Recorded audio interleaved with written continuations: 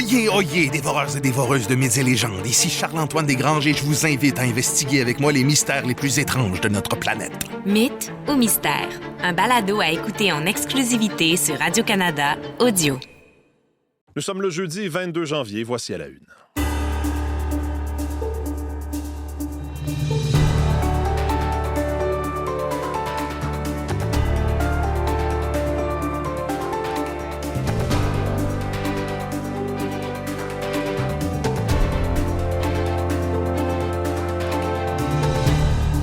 Bonjour, bon jeudi, bienvenue à cette nouvelle édition d'À la Une. C'est Mathieu Bellumeur au microphone. J'espère que vous allez bien ce matin. Merci d'être des nôtres. Évidemment, les suites de ce discours et de ce que l'on a compris comme étant un accord cadre de Donald Trump avec le secrétaire général de l'OTAN continuent de faire couler beaucoup d'encre ce matin. C'est ce qui va retenir notre attention après ce passage, ce discours remarqué de Donald Trump hier au Forum économique mondial. Je vous dirais que c'est ce qui retient beaucoup l'attention des différents quotidiens ce matin. Et là, il commence à y avoir des déclarations qui sortent sur les fils de presse du secrétaire général de l'OTAN qui dit essentiellement que l'accord cadre conclu avec Trump là, au sujet du Groenland s'implique que l'OTAN devra renforcer sa présence dans l'Arctique et que les premiers résultats seront visibles dès 2026, donc dès cette année, et que l'exploitation des minerais de l'île n'a pas été abordée lors de ces entretiens avec Donald Trump. Mon collègue Jean-Philippe Robillard surveille ce qui se dit et ce qui sort parce qu'il y a une réunion d'urgence aujourd'hui en Europe, à Bruxelles, justement sur la situation au Groenland. Donc, on va revenir là-dessus, bien sûr, à l'émission. On va faire le tour des unes des différents quotidiens. Comme je vous le disais, cette présence a été très remarquée et retient l'attention, présence de Donald Trump au Forum économique mondial. Toute l'équipe est là avec moi en studio. Julie-Jasmine Boudreau, Olivier Pellerin et Véronique Mirand. Bonjour à vous trois. Bonjour. Bonjour. Véronique, on va se parler plus tard à l'émission dans les nouvelles culturelles de ce qui a été annoncé hier. Julie-Jasmine, pardon. Donc, on a les prochains nommés aux Oliviers. Oui, grand gala de l'humour, bien sûr, au Québec, qui aura lieu à la fin du mois de mars. Qui tire son épingle du jeu? Bien, il y a entre autres Mégane Brouillard, qui avait remporté l'année passée Découverte de l'année. Mm-hmm. Alors, c'est dire que c'est une ascension fulgurante. Puis évidemment, il y en a d'autres. Alors, ça va me faire plaisir de vous donner ça ce matin. On y revient tout à l'heure. Véronique, à la météo, de la neige avant le froid? Eh oui, de la Parce neige que là, c'est avant quand le même froid. pas trop froid ce matin-là. Non, ce matin, -3 au centre-ville de Montréal. Ça oscille entre -3, -8 degrés un peu partout sur le sud de la province, le centre aussi. Mais il y a un peu de vent. Un peu de vent. Donc, c'est peut-être ça le désagrément aujourd'hui. Les vents sud-ouest quand même, mais qui vont rester assez soutenus. Des températures qui tourneront autour de -2, -5 degrés et des averses de neige. On a émis un avertissement de bourrasque, une veille en fait de bourrasque de neige. Ça veut dire qu'il y a des bandes de neige un peu plus fortes là, qui peuvent traverser vos secteurs. Souvent, on passe de rien à on voit plus rien. Et ensuite, le mur blanc. Le mur blanc. Mais quand on est dedans, c'est sûr que ça peut déranger, mais ça laisse quoi? 2 à 4 cm possible en secteur montagneux, plutôt autour de 2 dans la grande région de Montréal. Donc, ça, c'est le scénario aujourd'hui.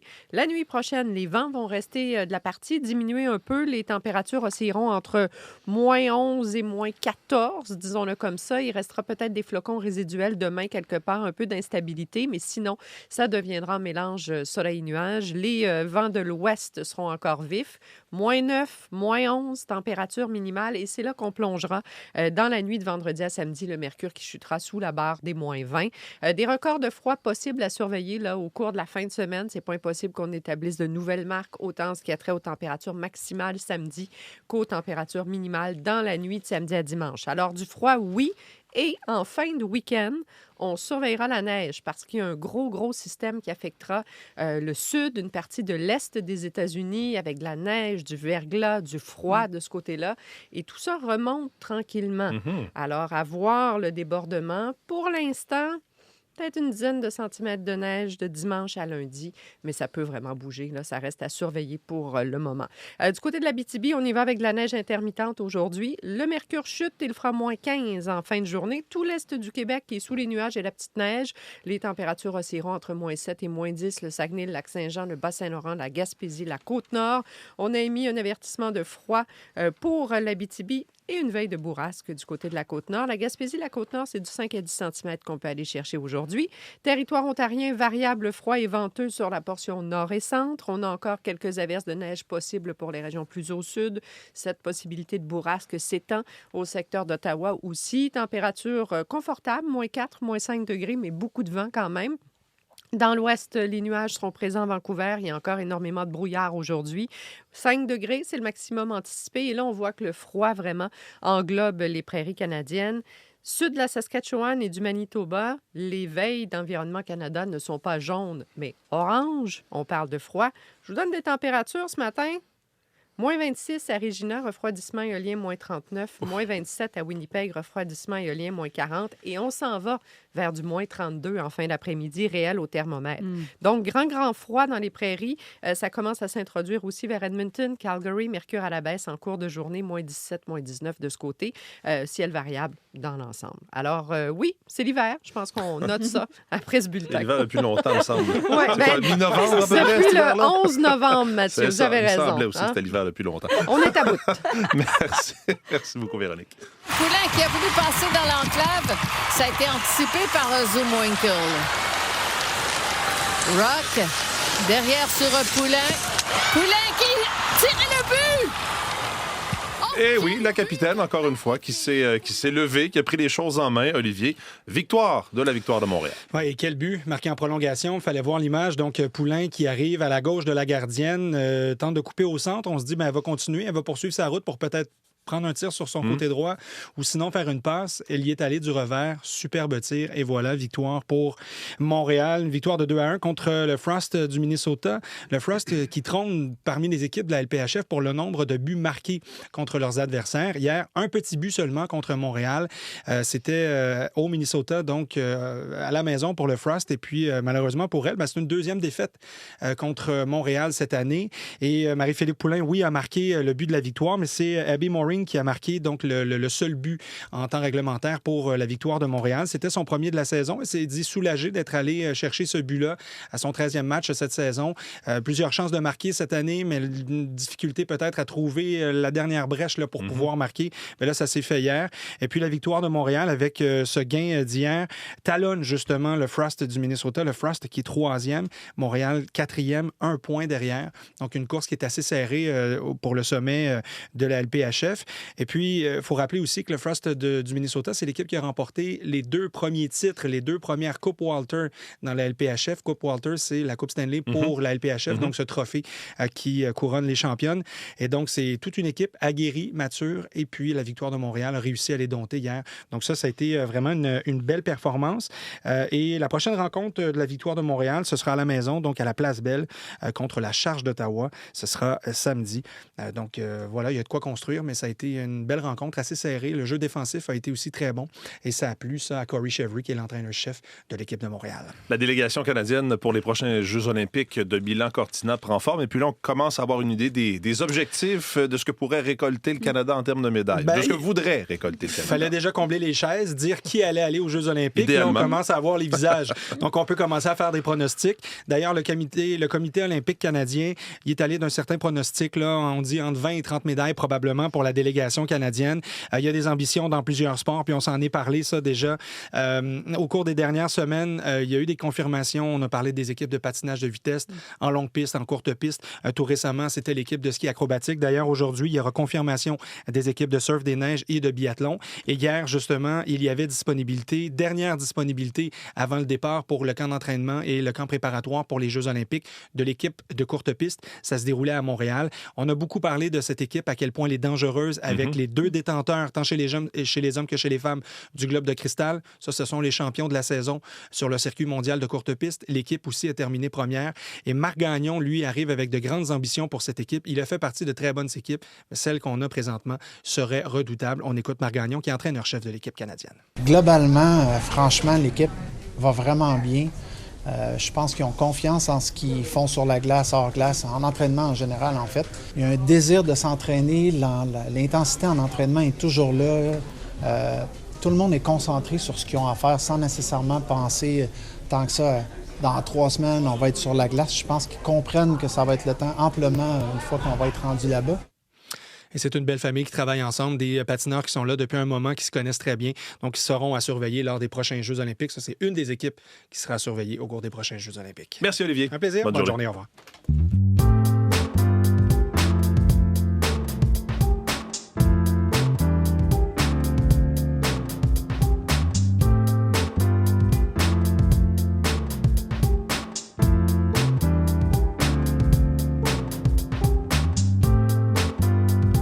À la une des différents quotidiens de ce matin, on va commencer par la Presse Plus et je dois vous dire que ce discours de Donald Trump retient l'attention un peu partout, oui, ici, mais pas que. Volte-face à Davos, c'est le titre de la presse après des semaines de menaces, un discours de plus d'1 heure en Suisse et une rencontre avec le secrétaire général de l'OTAN. Donald Trump a levé son ultimatum de droits de douane contre 8 pays d'Europe, évoque maintenant la conclusion d'un cadre pour une future entente au sujet de l'île et, entre autres, on revient sur on a fait une vérification des faits du discours de Donald Trump. On revient sur, évidemment, l'essence de ce qu'il a dit. Et la presse s'était entretenue plus tôt cette semaine avec un ancien conseiller à la sécurité de Donald Trump, John Bolton. Et il y a d'autres extraits de l'entrevue qui sont publiés ce matin. Il appelle, entre autres, les Canadiens à ne pas surréagir, mais donc, il dit qu'il serait quand même imprudent d'ignorer les menaces de Donald Trump. Sauf qu'un remède à Trump, c'est d'ignorer ce qui n'arrivera pas. Alors, quand il publie une affiche avec une carte et des drapeaux américains superposés au Canada, au Venezuela et au Groenland, ça n'arrivera pas, il se ridiculise. Il ne faut pas trop prêter d'attention à ça, essentiellement. C'est ce que dit John Bolton, ancien conseiller à la sécurité de Donald Trump, à lire donc dans la Presse Plus de ce matin.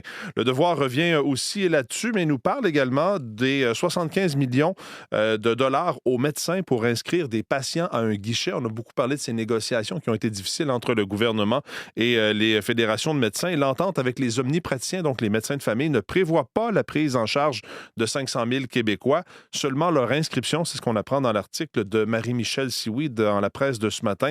Dans l'entente donc qui a été conclue en décembre, le gouvernement Legault inclut une prime de 75 millions de dollars, non pas pour la prise en charge, mais pour leur inscription à un guichet d'accès.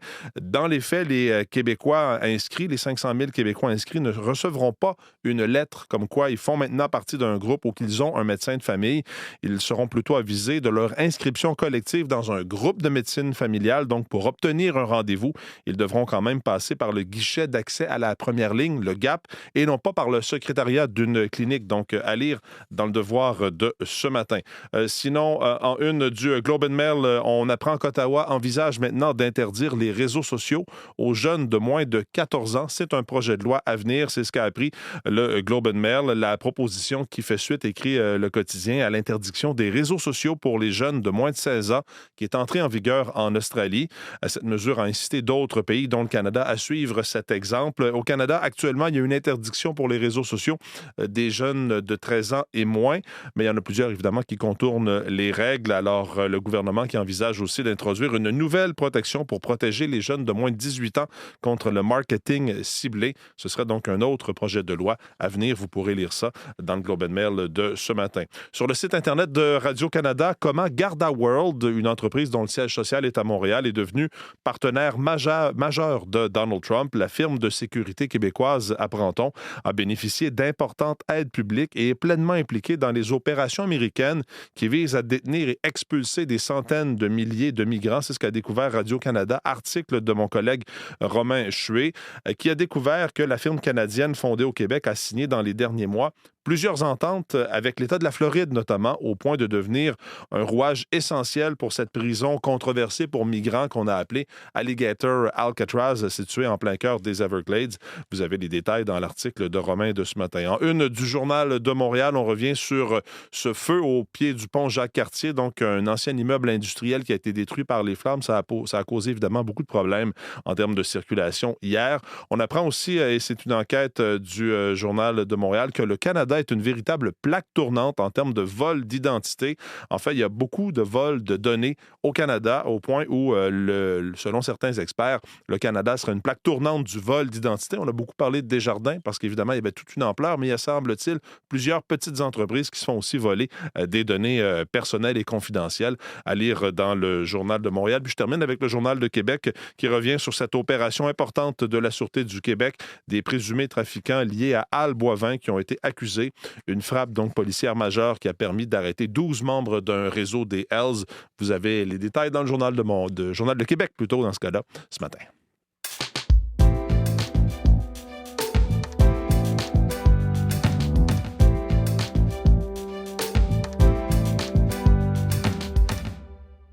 Jean-Philippe Robillard est maintenant avec nous au studio. Bonjour Jean-Philippe. Bonjour Mathieu. Alors oui, cette escalade au sujet du Groenland, les propos de Donald Trump, voilà qu'il a fait volte-face à Davos au Forum économique mondial, le président qui a annoncé un accord avec l'OTAN. Qu'est-ce qu'on sait? On commence à avoir certains détails sur cette entente. Oui, mais on n'en a pas beaucoup jusqu'à présent. On ne connaît pas beaucoup de choses. On ne sait pas exactement ce qui a été discuté en détail, mais c'est un accord, Mathieu, on peut dire, qui ressemble à un recul pour le président américain parce que après des semaines de menaces, Donald Trump qui a semblé hier vouloir, dans le fond, désamorcer le conflit qu'il a lui-même créé avec les Européens sur le Groenland. Dans un premier temps, dans son discours fleuve, qui était très long, je crois que c'était plus d'1 heure, ce discours-là, Donald Trump qui a entre autres dit qu'il ne prendrait pas finalement le Groenland par la force, comme il l'a laissé entendre au cours des dernières semaines. Puis, par la suite, il l'a fait sur son réseau social, Donald Trump, qui a dit qu'il n'imposera pas finalement de tarifs douaniers punitifs à 8 pays européens qui sont ou qui étaient solidaires ou qui sont toujours en fait solidaires du territoire danois. Ce sont des tarifs douaniers qui devaient entrer en vigueur dès le 1er février. Et hier, en après-midi, donc, le président américain en a rajouté. Il a annoncé un projet d'accord avec l'OTAN sur le Groenland. Il a annoncé ça, Mathieu, après avoir rencontré le grand patron de l'organisation. Un accord, selon Donald Trump, qui va satisfaire à la fois les États-Unis et ses alliés de l'OTAN et qui vise toujours à augmenter la sécurité dans l'Arctique. On écoute Donald Trump, un extrait de Donald Trump qui a été traduit par mes collègues. It's a long-term deal. C'est un accord à long terme, l'accord à long terme ultime. Ça place tout le monde dans une très bonne position, en particulier pour la sécurité, les minéraux et tout le reste. Quelle sera la durée de cet accord? C'est indéfini, il n'y a pas de calendrier, mais c'est pour toujours. Et il y a le grand patron de l'OTAN là, qui vient tout juste d'affirmer d'abord que la question de la souveraineté du Danemark n'aurait pas été abordée. La question également des minerais, des terres rares, ça n'aurait pas également été abordé lors de sa rencontre avec le président américain. Le grand patron de l'OTAN qui a également affirmé que le projet d'entente au sujet du Groenland implique que l'OTAN, Mathieu, devra renforcer sa présence dans l'Arctique. Selon le New York Times, il y a des représentants de l'OTAN qui auraient évoqué la possibilité que les États-Unis obtiennent la souveraineté sur le territoire couvert par des bases militaires au Groenland. Alors, il faudra voir, là, parce que ça sort à l'heure actuelle. On semble comprendre que le grand patron de l'OTAN est encore en train d'accorder des entrevues, en train de parler à l'heure actuelle. Oui, là. Alors qu'il y a un sommet qui se tient donc à Bruxelles aujourd'hui sur toute la question du Groenland. Et comment réagit le Danemark, évidemment? Je vous dirais avec prudence, tout comme les pays européens qui restent prudents face à cette annonce du président américain. Il y a d'ailleurs le ministre danois, ministre des Affaires étrangères, moi que je me trompe, qui a rappelé ce matin que le grand patron de l'OTAN n'est pas là pour négocier au nom du Danemark. On va suivre ça tout au long de la matinée. Il y aura des développements dans les prochaines heures, c'est sûr. Merci Jean-Philippe. Merci, au revoir. Bonne journée.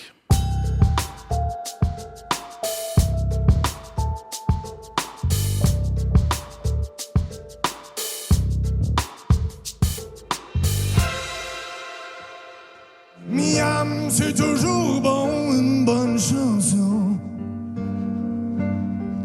Qu'elle provienne d'un grand album indélébile ou d'une pub de Resto Bar Grill. Une bonne toune, c'est une bonne toune. C'est Pierre-Yves Roy Desmarais que l'on aura reconnu, lui qui fait partie des humoristes qui sont nommés au prochain gala des Oliviers, Julie Jasmine. Parmi les plus nommés, et j'ai choisi expressément ce petit bout, cet extrait, son numéro d'ouverture au Gala de la Disque en 2024, parce qu'il est nommé précisément pour ça. Donc, je trouvais ça agréable de vous le faire entendre. Donc, 4 nominations pour Pierre-Yves Roy Desmarais, dont le spectacle ne pouvait pas concourir cette année, mais en fait, c'est pour son travail sur avec d'autres humoristes, dont David David Bocage, entre autres.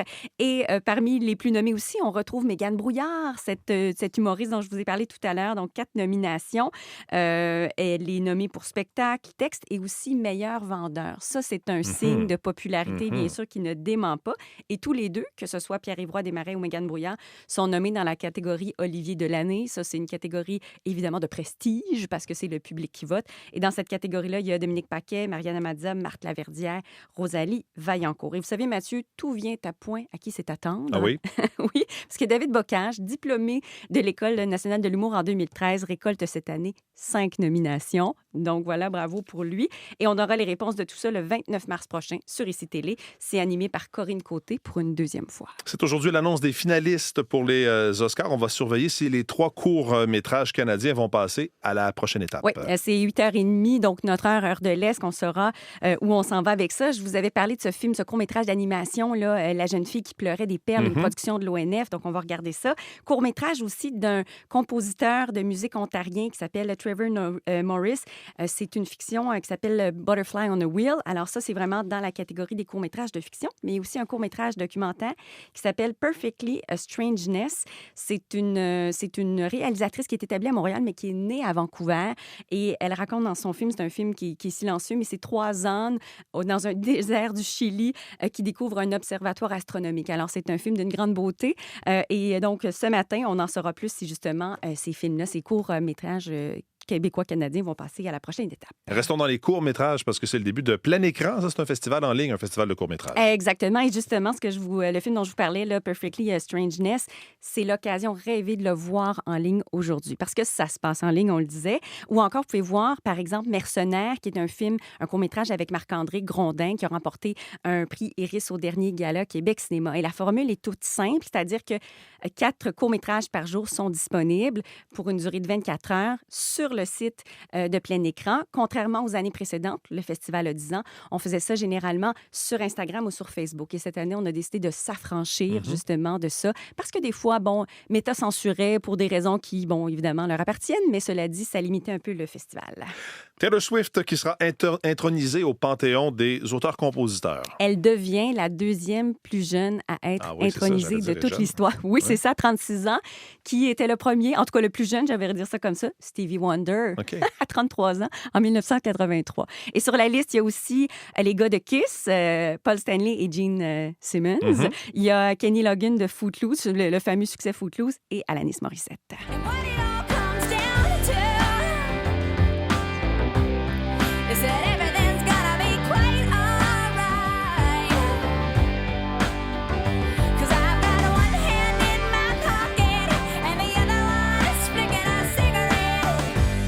De me relancer dans ma cour d'école secondaire.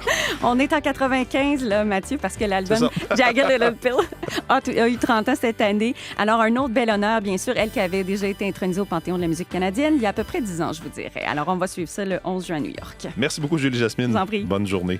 Voilà pour cette édition d'À la Une. Donc, je vous le disais, il commence à y avoir des réactions à la suite de cette réunion d'urgence donc à Bruxelles au sujet du Groenland. On va suivre ça tout au long de la matinée. Sinon, aujourd'hui, évidemment, le premier ministre du Canada, Mark Carney, de retour au pays. Il sera à Québec pour une rencontre avec son cabinet. Et c'est aujourd'hui qu'on va apprendre quelles sont les règles encadrant la course à la succession de François Legault à la coalition Avenir Québec. Vos équipes du matin prennent le relais.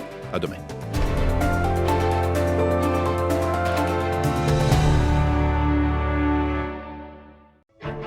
Oyez, oyez, dévoreurs et dévoreuses de mythes et légendes. Ici Charles-Antoine Desgranges, je vous invite à investiguer avec moi les mystères les plus étranges de notre planète. Mythes ou mystères, un balado à écouter en exclusivité sur Radio-Canada Audio.